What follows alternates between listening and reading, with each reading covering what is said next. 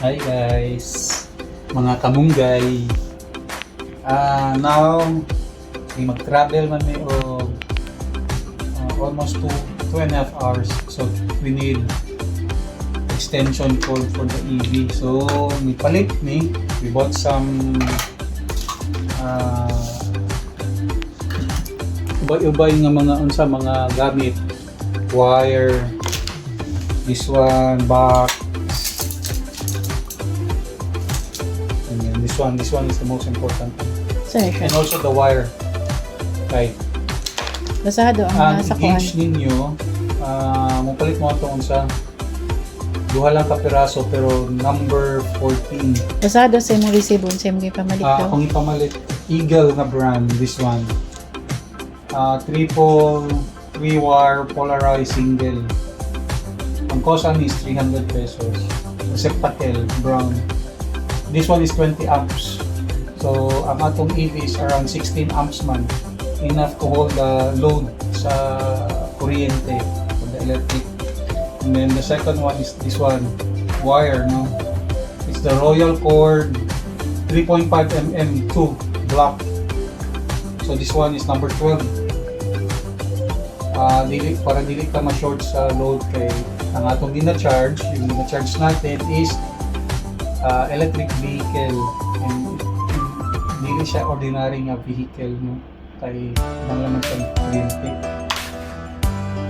And the other stuff, siyempre mga ingani na lang, which is poly ang brand, ang pwede na siya. Ito ka na. Box. Receptacle, no? Mga PVC switch box. Ingani magulan siya, mataod na siya. And then this one's from inside. So ako sa ning assemblon guys, nag-cost guys siya og around 1,712 pesos, no? For the extension. Ang gipalit lang is 12 meters na wire para taas-taas, dili na ka ma-short. So, ang sa'yo mo na tools ginagamit para to use that one? Very simple. Kay unsa ra man ni siya ang pag-assemble ani ihapon kanira man nga mga screw, very small kaayo para diri on.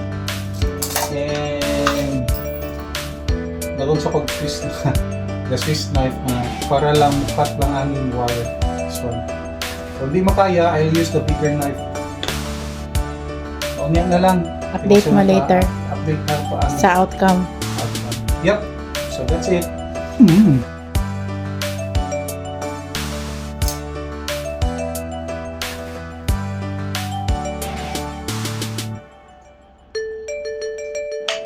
Naglisod na guys, pero human na.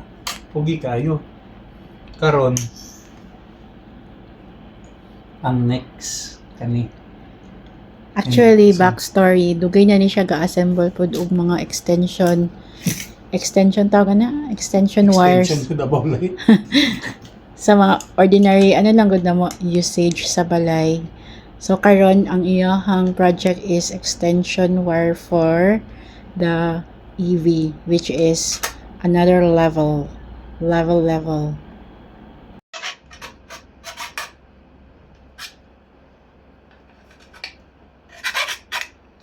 asa na siya?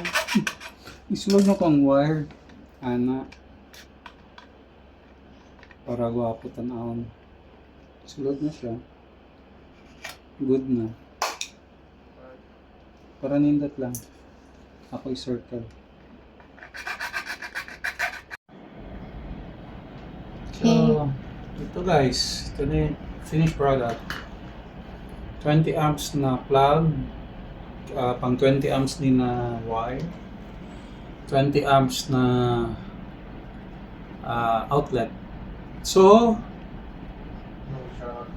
mga duhapod siguro ka oras akong gibuno ani ba. It's ready for 2 hours kaya din taon. Galisod ang tiguan, no? Okay, gahi mga kayo, hinahinay ba?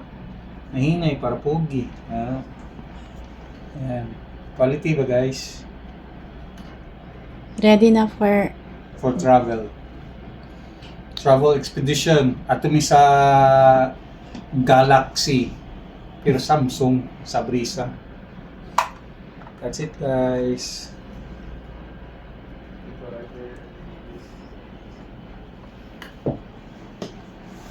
Kamunggay, ayan na.